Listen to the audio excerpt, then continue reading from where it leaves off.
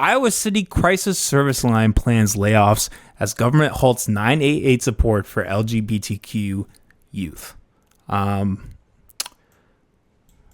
Substance Abuse and Mental Health Services Administration sent stop work orders on June 17th to the 7 organizations across the country that answer calls placed to 988 LGBTQ plus youth subservice line, including community.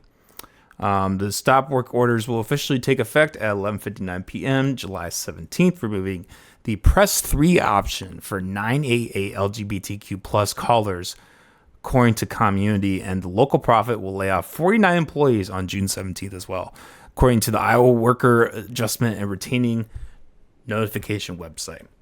Okay, so this is actually interesting. I didn't know that this is only one of 7 places across the U.S. that this affected. This is something that is, affects people locally, but it's also kind of a federal thing. It's and we're going to talk about this later, kind of the bigger picture of what the big beautiful bill does.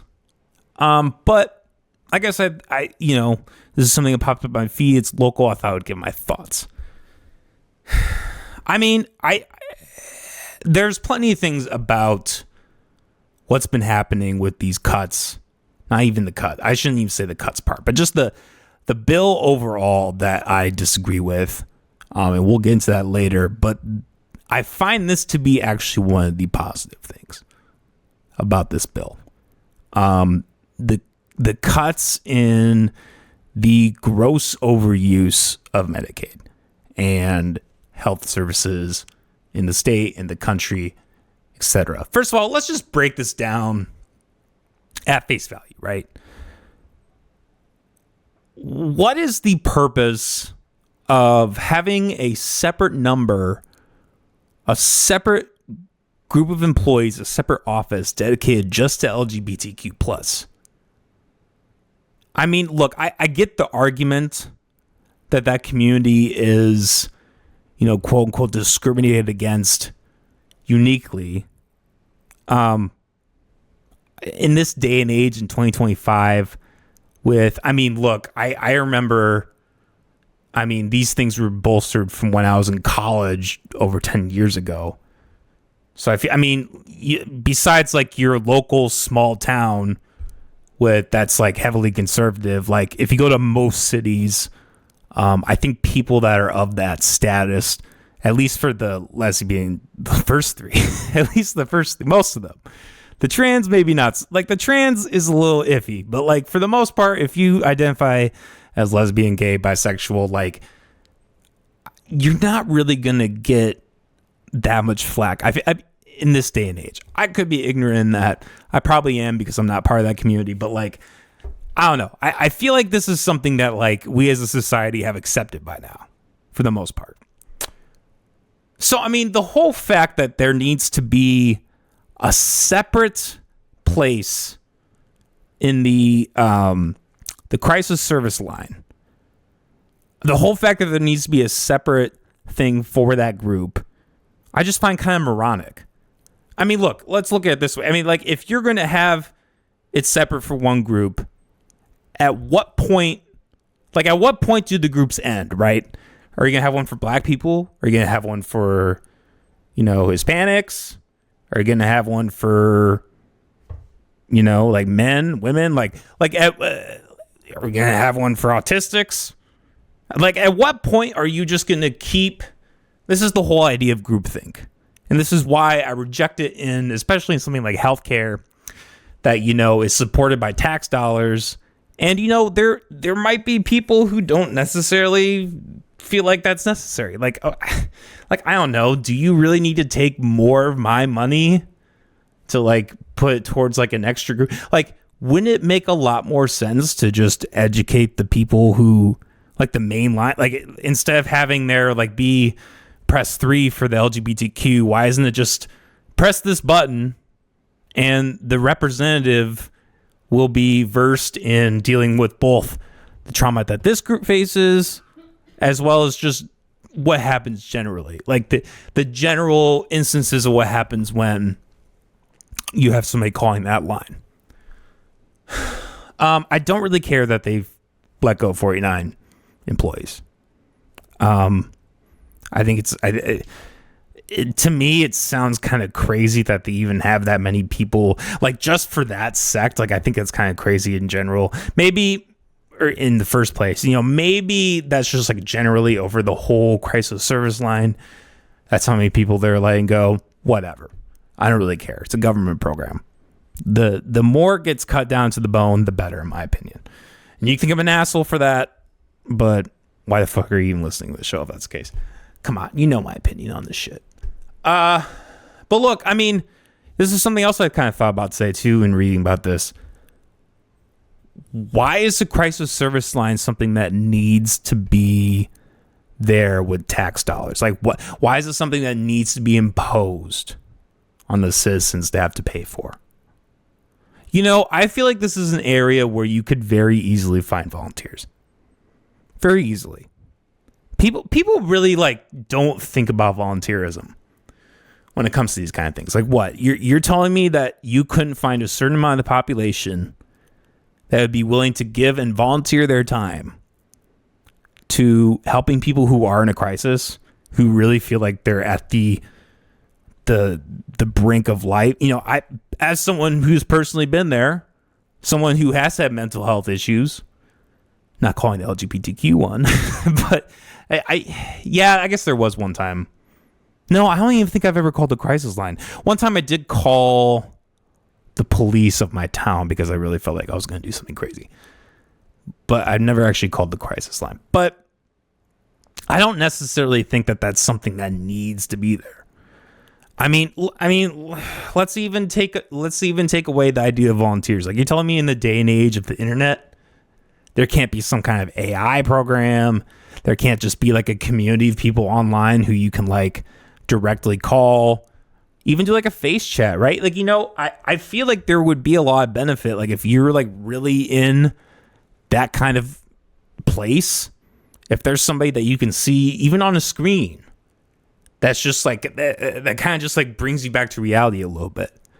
I can imagine how much, I can imagine that would be more beneficial in that instance than just a voice on the phone. I don't know. That's just something else I kind of thought about that too. But in my mind, this is a win. This is when looking over the big, beautiful bill, as much bullshit as there is in there, I did see a lot of cuts to things like Medicaid. And let's just stay on this while we're here. The whole idea of cutting Medicaid programs. A lot of the things from what I remember, we'll go over it again, but a lot of things from what I remember is basically it's just basically holding people accountable. It's not even, there are a lot of people who are going to lose those benefits, but a lot of it is just, making sure they're working. I can't tell you how many instances of abuse, not even from an administrative level, but just from a user level, how many people take these benefits, are on these benefits, have no job, and they can live off that because everything essentially to them is free. And the person who is busting their ass, is actually out there working, has to pay for that. Now, I understand there is probably a percentage of the population, I think it's a lot smaller than what people like to make it seem, that truly is so disabled that they can't work, or is truly so emotionally or physically disabled to the point where they can't work. In the day and age of technology, I think that's even a harder argument, but let's just say that's the case.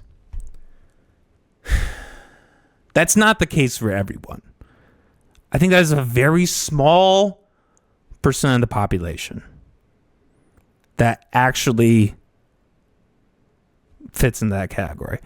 I can't tell you of all the times that I've ever known somebody or a family who are on these universal health care or Medicaid type of programs, how many of them are to what these liberal types will sell it as, right? Where it's oh, these people who are so poor, they have nothing, they can barely afford to eat, whatever. these people need this program. And those people exist. I'm not saying they don't exist. But I can tell you, of all the people that I've met that are on these programs, who I'm not even guessing, like, I just know from knowing them long enough that, like, we're on these types of programs. How many of them were actually in that spot? Zero. Literally zero. Every single person I can think of, they smoke cigarettes, they drink, they consume cannabis, they did other drugs, they were on food stamps, so they got all their food, they had TVs, they had technology. Like, these are by no means people who are like living in shelters and like living under a bridge, right? That like are so, have so little income, that are so desperate that they need these programs. And let's be real, the people who are actually living under the bridge, who are homeless, who are begging, first of all, they don't have those programs. Secondly, they've done studies where you can like make, I know there was one study in England. This is another country, granted, but I think there's something about America where like you can't really do that. There's like something preventing those studies from actually happening. Maybe I'm just full of shit on that. But I know I read an article from in England where there was people that they calculated that the average was like you can make $200 a day being homeless. Now, you're not necessarily going to make that every day, but this whole picture, and you can say I'm making generalizations, fine. I would rather make the generalization in the way that's going to save everybody money, that's going to prevent the least amount of theft in tax dollars, than the other way around. I would rather have it go that way than down this path of we're going to just put all this money into this thing that's A, going to devalue the market, B, create an insurance bubble, and C, not really help anyone. I mean, what? Okay, so you have Medicaid, it goes to like pharma, and then you have, we're going to put people on 5, 6, 8 different medications for mental health, physical health, where in reality, they could just make these simple life changes. Like, you know, that would be easier to do if we didn't have this system. Like, if you didn't have this availability of all these drugs, you could be like, okay, you know what? Maybe I really just need to eat better. Maybe I really just need to change something about my life. And it's not easy. It's never easy. But it is a far better system, is a far more fair system to have everybody self-accountable. And look, if you want to have these kind of programs on a volunteer basis, on a charitable basis, like, there is always a market for that.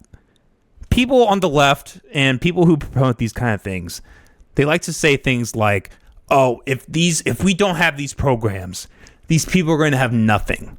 And that's just not the case. That is never, I won't say never, but it is very rarely the case where there's actually nothing. There's actually no other alternative. People are charitable. People that have money, they create foundations, and they create not even a foundation, like create a soup kitchen, create some kind of like a food pantry, right? There are so many avenues that actually help people that have lower income, that you know, run into some kind of big life problem that can benefit from like that. Like there's another alternative there. That's not crazy. That's not me being selfish. That's reality. And the reality is we don't need these kind of programs.